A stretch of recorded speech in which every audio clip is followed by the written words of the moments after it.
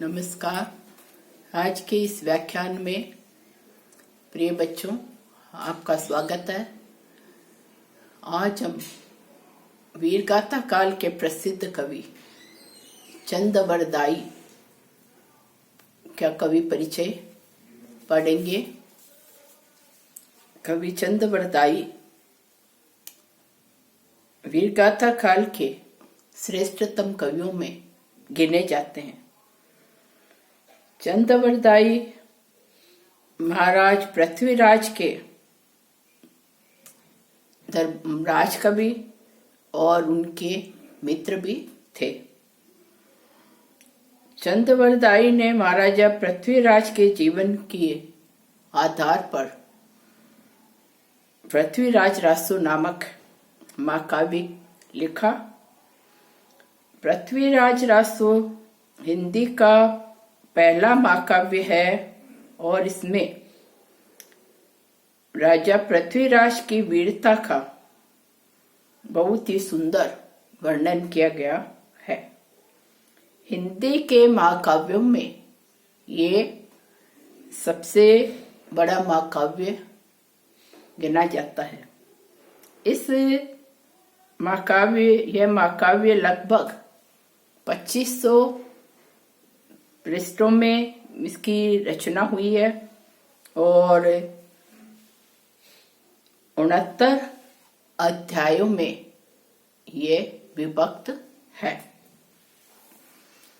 इस समय पृथ्वीराज रासो की आज हमें कोई मूल प्रति प्राप्त नहीं होती है।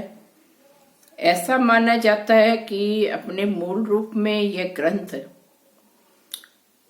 काफी संक्षिप्त रहा होगा जिस समय इसकी रचना की गई थी, क्योंकि उस समय मुद्रण कला का भी आविष्कार नहीं हुआ था और उस समय जितने भी श्रेष्ठ काव्य लिखे गए उन सभी की केवल हस्तलिखित प्रतियां ही तैयार की जाती थी और इन्हें राज्यसभा में सुरक्षित भी रखा जाता था। इन हस्तलिखित प्रतियों में कवियों की वंशावली भी होती थी और आज हमें खेद का विषय यह है कि हमारे देश में समय समय पर विदेशी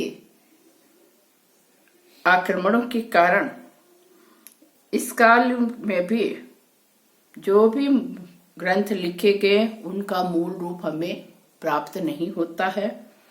पृथ्वीराज रासो की भी यही स्थिति रही कि उसका मूल रूप हमें नहीं मिलता है। इस काव्य के बाद के कवियों द्वारा इसमें अनेक प्रसंग जोड़ दिए गए और अतः इसका जो हमें इसका रूप मिलता है वह प्रामाणिक नहीं है। पृथ्वीराज रासो प्रामाणिक ग्रंथ नहीं है, लेकिन यह अपने युग की का पूर्णतया ये प्रतिनिधित्व करता है। बाद में इसमें प्रक्षिप्त अंश जोड़े गए और इस कारण से इनके जो उसका भाव पक्ष है या कला पक्ष है उसमें उसका मूल रूप नहीं प्राप्त होता है, उसके मूल रूप को हानि भी पहुंची है, लेकिन फिर भी यह एक बहुत ही श्रेष्ठ महाकाव्य है। पृथ्वीराज रासो संपूर्णतः वीर रस से युक्त यह महाकाव्य है। इस रचना में पूरे वातावरण जो है ओज गुण से युक्त है।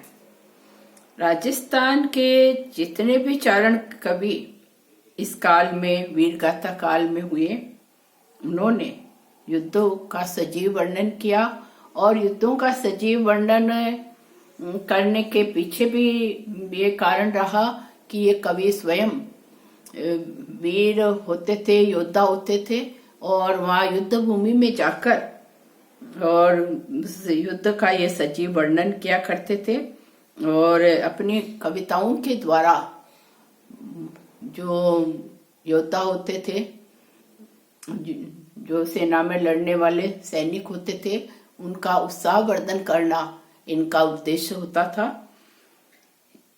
हमेशा नित्य ही यह युद्धों को देखने, भाग लेने के कारण इनके काव्य में वीर रस का सजीव चित्रण मिलता है।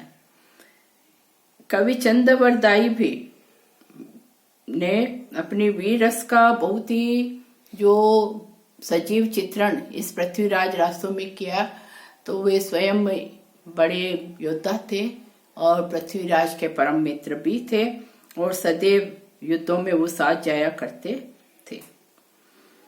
उन्होंने वीर रस का ही चित्रण नहीं किया, वीर रस के साथ साथ हमें रौद्र रस, भयानक रस, विपत्स रस भी उनकी रचना में यत्र तत्र देखने को मिलते हैं। उदाहरण के लिए युद्ध भूमि में महाराजा पृथ्वीराज की वीरता का चित्रण करते हुए कवि चंद्रवरदाई कहते हैं, उठी राज पृथ्वीराज बाग मनो लग वीर नट, कड़त तेग मन बेग लगत मानो बीजू छठ गठ, थकी रहे सूर कोतिक गगन रंगन मगने भई सोन धर, हृदय हरसी वीर जग्गे हुलसी हुरेऊ रंग नवरत्न। वीर रस के अलावा पृथ्वीराज रसों में श्रृंगार रस को भी स्थान प्राप्त है। इस काव्य में श्रृंगार के संयोग और वियोग दोनों पक्षों का चित्रण किया गया है। इसके अलावा नीति से संबंधित उक्तियों की रचना भी कवि ने अपने काव्य में की है। पृथ्वीराज रासों में इस प्रकार यत्र तत्र हमें शांत रस भी देखने को मिलता है। महाकाव्य होने के कारण इस रचना में प्रकृति चित्रण और चरित्र चित्रण की तरफ विशेष ध्यान दिया गया है। इस काव्य में प्रकृति के अनेक चित्र मिलते हैं, किंतु उसे आलंबन रूप में बहुत कम स्थानों पर उस प्रकृति चित्रण का उपस्थित किया है और चरित्र चित्रण की दृष्टि से कवि का मुख्य ध्यान महाराजा पृथ्वीराज के चरित्र पर ही रहा है, क्योंकि ये राजा पृथ्वीराज के चरित्र पर आधारित यह महाकाव्य है, तो उनके चरित्र पर उनका ध्यान मुख्यतः केंद्रित रहा है।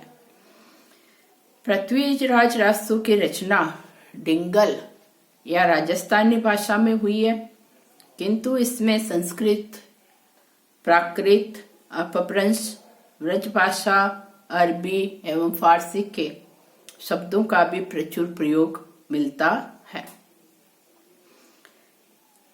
वास्तव में भाषा की इस विविधता का मुख्य कारण यह है कि इस काव्य में बाद में कवियों ने अपनी इच्छा के अनुसार इसमें कुछ प्रसंगों को जोड़ दिया गया है, इसलिए इसमें यह अन्य अनेक भाषाओं के शब्द इस काव्य में मिलते हैं कि बाद में जो जोड़े गए अंश होने के कारण अनेक भाषाओं के शब्द इसमें दिखाई देते हैं।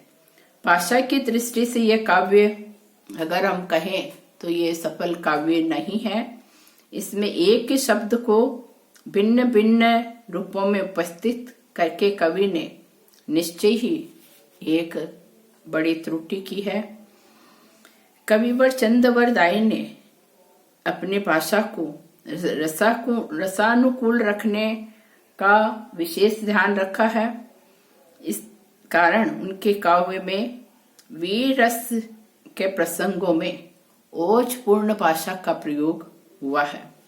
इसके साथ ही श्रृंगार रस का जहाँ कवि ने चित्रण किया है, तो श्रृंगार रस का जहाँ जहाँ वर्णन हुआ है वहाँ हमें माधुर्य गुण से युक्त कवि ने भाषा का प्रयोग किया है।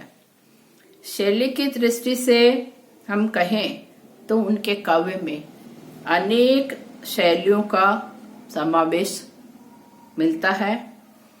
कला तत्वों में उन्होंने अलंकारों का स्वाभाविक रूप से प्रयोग किया है। छंदों की दृष्टि से उन्होंने मुख्य रूप से दोहा, कवित्त, छप्पय, भुजंगी इत्यादि छंदों का प्रयोग किया है।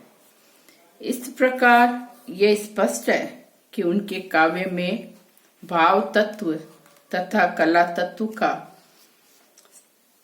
अच्छा प्रयोग हुआ है।